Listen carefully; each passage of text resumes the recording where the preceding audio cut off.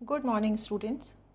आज हमारे NMR spectroscopy के लेक्चर में हम कपलिंग कांस्टेंट के बारे में पढ़ेंगे और साथ ही एरिया ऑफ सिग्नल्स के बारे में पढ़ेंगे, जिसमें हम केमिकली और मैग्नेटिकली इक्विवेलेंट प्रोटॉन्स क्या होते हैं इनके बारे में आपको इन्फॉर्मेशन देंगे। लास्ट लेक्चर्स में हम स्पिन स्पिन स्प्लिटिंग के बारे में पढ़ चुके हैं, जिसमें मैंने आपको बताया था कि दो एडजेसेंट एटम्स के ऊपर जब प्रोटॉन्स होते हैं तो उनके सिग्नल्स एक दूसरे के साथ कपलिंग करते हैं और इस कपलिंग करने की वजह से हमको सिंगल सिग्नल मिलने की बजाय हर सिग्नल जो है वो स्प्लिट हो जाता है और एक सिंगलेट मिलने की जगह हमको मल्टीप्लेट मिलता है। अब कपलिंग कांस्टेंट क्या होता है? युग्मन स्थिरांक। किसी भी मल्टीप्लेट के एडजेसेंट दो पीक्स के जो केंद्र बिंदु हैं उसके बीच की दूरी को युग्मन स्थिरांक या कपलिंग कांस्टेंट कहते हैं और इसे हम जे से डिनोट करते हैं। जे की वैल्यू हम हर्ट्ज़ में बताते हैं और ये कपलिंग करने वाले प्रोटॉन्स और उसके रासायनिक वातावरण मतलब केमिकल एटमॉस्फेयर के ऊपर डिपेंड करता है। इस बात पे डिपेंड नहीं करता है कि हम एनएमआर स्पेक्ट्रम को किस मैग्नेटिक फील्ड में ले रहे हैं। हम 60 मेगाहर्ट्ज़ का मैग्नेटिक फील्ड लगाएं, 100 मेगाहर्ट्ज़ का लगाएं या 250 मेगाहर्ट्ज़ का लगाएं, जे की वैल्यू, कपलिंग कांस्टेंट की वैल्यू सेम आती है। कुछ मेन कंपाउंड्स के लिए जे की वैल्यू नीचे दी हुई टेबल में आपको दिखाई गई है। फर्स्ट एग्जाम्पल जैम प्रोटॉन्स का है। जैम प्रोटॉन्स हम उनको कहते हैं सैचुरेटेड कार्बन के ऊपर जो एक ही कार्बन के ऊपर जो दो प्रोटॉन्स होते हैं। यहाँ पे HA और HB से दिखाया है। यहाँ जे की वैल्यू 10 to 18 हर्ट्ज़ के बीच में होती है और ये इस बात पे डिपेंड करती है कि इस CH2 ग्रुप के साथ जो बाकी के दो ग्रुप्स हैं उनकी इलेक्ट्रोनेगेटिविटी की वैल्यू क्या है। सेकेंड एग्जाम्पल में आपको विस प्रोटॉन दिख रहे हैं। दो एडजेसेंट कार्बन के ऊपर जो दो प्रोटॉन्स हैं जिनको HA और HB से दिखाया है, इसके लिए जे की वैल्यू 8 हर्ट्ज़ होती है। Third geminal hydrogens protons. Geminal protons हम एक अनसैचुरेटेड डबल बॉन्ड वाले कार्बन से सेम कार्बन से जुड़े हुए दो प्रोटॉन्स को कहते हैं। यहाँ हम इन्हें HA और HB से डिनोट कर रहे हैं। सिंपल एल्कीन्स के लिए यहाँ जे की वैल्यू अप्रॉक्सीमेटली 2 हर्ट्ज़ होती है। फोर्थ एग्जाम्पल देखिए, सिस प्रोटॉन्स का है। यहाँ पे जे की वैल्यू 5 to 14 हर्ट्ज़ के बराबर होती है और ये डिपेंड करती है कि दोनों कार्बन्स के साथ बाकी के कौन से ग्रुप्स जुड़े हुए हैं। फिफ्थ एग्जाम्पल ट्रांस हाइड्रोजन्स का है, ट्रांस प्रोटॉन्स का है। यहाँ 11 to 19 हर्ट्ज़ जे की वैल्यू होती है। नेक्स्ट एग्जाम्पल बेंजीन का है। यहाँ HA और HB दो तरह के प्रोटॉन्स दिखाए हैं। अगर HB ऑर्थो प्रोटॉन्स होते हैं तो जे की वैल्यू 7 to 10 हर्ट्ज़ होती है। अगर HB मेटा प्रोटॉन्स होते हैं तो 2 to 3 हर्ट्ज़ होती है और अगर पैरा होते हैं तो 0 to 1 हर्ट्ज़ होती है। नेक्स्ट आपको एक डायग्राम दिखाया गया है, एक NMR स्पेक्ट्रम दिखाया गया है। इस स्पेक्ट्रम में ये किस कंपाउंड का है? डाइक्लोरो एल्डिहाइड का है, एसिटाल्डिहाइड का है। यहाँ दो एडजेसेंट कार्बन के ऊपर दो प्रोटॉन्स हैं। हर प्रोटॉन हमको सिंगलेट के जैसे दिखना चाहिए था, पर इसकी स्पिन स्पिन स्प्लिटिंग होती है और N+1 रूल जो मैंने आपको लास्ट लेक्चर में बताया था उसे हम यहाँ अप्लाई करते हैं तो हमें हर सिग्नल एक डबलेट में n की वैल्यू यहाँ पे 1 है, 1 + 1 2, हर सिग्नल हमको डबलेट के रूप में दिखाई देता है। एक जो सिग्नल है μ1 के ऊपर और दूसरा μ2 के ऊपर, ये इनके केमिकल शिफ्ट की वैल्यू है।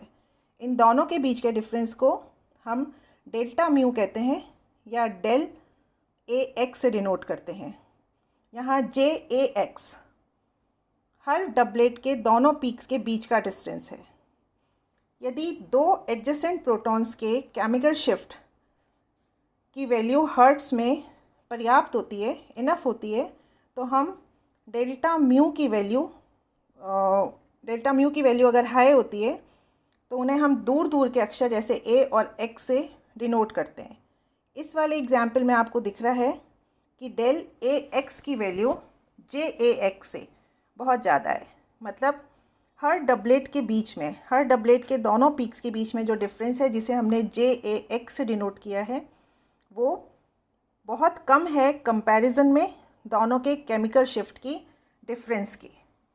ऐसी सिचुएशन में हमको नॉर्मल डबलेट प्राप्त होते हैं और इनके JAX मतलब दोनों जो डबलेट हैं उनके दोनों पीक्स के जो डिफरेंस है JAX, उसकी वैल्यू सेम रहती है।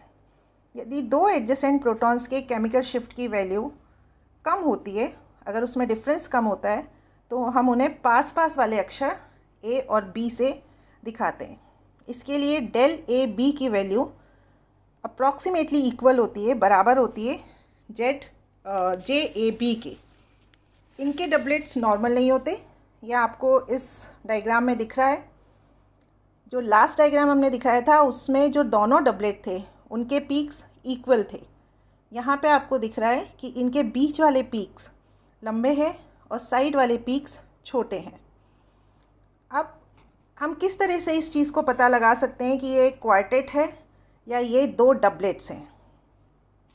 अगर डेल्टा म्यू अपॉन जे की वैल्यू जैसे जैसे घटती जाती है, दोनों डबलेट पास आते जाते हैं और इनके बीच वाले पीक्स बड़े होते जाते हैं और साइड वाले पीक्स छोटे होते जाते हैं। पहले ही हमको क्वार्टेट जैसे दिखते हैं और जब डेल्टा म्यू अपॉन जे की वैल्यू ज़ीरो हो जाती है। ज़ीरो कब होती है? जब दोनों प्रोटॉन्स की नेचर समान हो जाती है, सेम हो जाती है, तो हमको एक सिंगलेट की आकृति नज़र आती है। नेक्स्ट हम पढ़ेंगे एरियाज़ ऑफ सिग्नल, संकेतों के क्षेत्र। यहाँ हमें ये पढ़ना है कि किस तरीके से हम कैसे इस चीज़ को जज करें कि कौन से प्रोटॉन्स अलग अलग सिग्नल देंगे और कौन से प्रोटॉन्स सेम सिग्नल देंगे। किसी मॉलिक्यूल में प्रेजेंट प्रोटॉन्स का एनवायरनमेंट, अगर केमिकल एनवायरनमेंट उनका सेम होता है तो इनके केमिकल रिएक्शंस भी सेम होते हैं। PMR स्पेक्ट्रोस्कोपी में ये प्रोटॉन्स एक ही जगह पर हमको सिग्नल देंगे, एक ही जगह के मैग्नेटिक फील्ड से ये एब्जॉर्ब करेंगे और इनके केमिकल शिफ्ट की वैल्यू भी एक जैसी आएगी। ऐसे प्रोटॉन्स को हम केमिकली इक्विवेलेंट, रासायनिक रूप से तुल्य प्रोटॉन कहते हैं। अब केमिकली इक्विवेलेंट प्रोटॉन्स की हम पहचान कैसे करेंगे?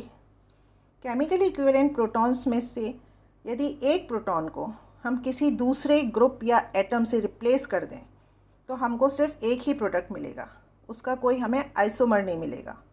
Examples methane CH4, ethane C2H6 या बेंजीन के सभी प्रोटॉन्स एक जैसे हैं। कैसे पता करेंगे? आप मीथेन की रिएक्शन क्लोरीन के साथ कराइए। मीथेन के चारों प्रोटॉन्स में से, चारों हाइड्रोजन्स में से कोई भी प्रोटॉन अगर क्लोरीन से रिप्लेस होता है तो हमको मिथाइल क्लोराइड मिलेगा। हमें 4 तरह के मिथाइल क्लोराइड नहीं मिलेंगे, यहाँ पे एक ही तरह का मिथाइल क्लोराइड मिलेगा। इसी तरह इथेन का अगर हम रिएक्शन क्लोरीन के साथ कराएं तो हमको इथाइल क्लोराइड मिलता है, एक ही इथाइल क्लोराइड मिलता है, एक ही तरह का। इसी तरह बेंजीन का रिएक्शन अगर हम क्लोरीन के साथ कराते हैं तो बेंजाइल क्लोराइड मिलता है। इन कंपाउंड्स का अगर हम NMR स्पेक्ट्रम लेते हैं तो हमको एक ही सिग्नल मिलेगा। मीथेन के चारों प्रोटॉन एक ही जगह पे सिग्नल लेंगे, एक ही जगह केमिकल शिफ्ट होगा उनका।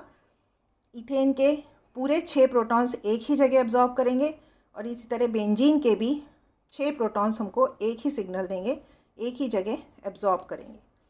सेकेंड एग्जाम्पल से ये चीज़ आपको अच्छे से समझ आ जाएगी।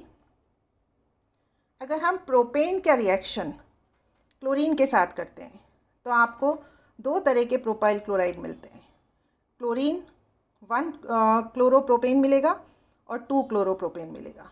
इसका मतलब अगर हम प्रोपेन का NMR स्पेक्ट्रम लेते हैं तो हमको यहाँ पे 2 पीक्स मिलेंगे। एक पीक मिलेगा दोनों मिथाइल प्रोटॉन्स की वजह से जिनका नंबर 6 है, और एक पीक मिलेगा बीच वाले मिथाइलिन प्रोटॉन्स की वजह से जिसका नंबर 2 है। यहाँ पे आपको इसको A और B के जैसे दिखाया गया है। साइड वाले दोनों मिथाइल प्रोटॉन्स को हमने A से दिखाया है और बीच वाले प्रोटॉन को B से दिखाया है। Third example vinyl chloride. Vinyl chloride का क्लोरीन के साथ हम रिएक्शन करते हैं तो हमको 3 प्रोडक्ट्स मिलते हैं। एक में दोनों जिस कार्बन के ऊपर पहले से क्लोरीन है उसी कार्बन का प्रोटॉन रिप्लेस होता है। सेकेंड वाला ट्रांस और थर्ड वाला सिस प्रोडक्ट है।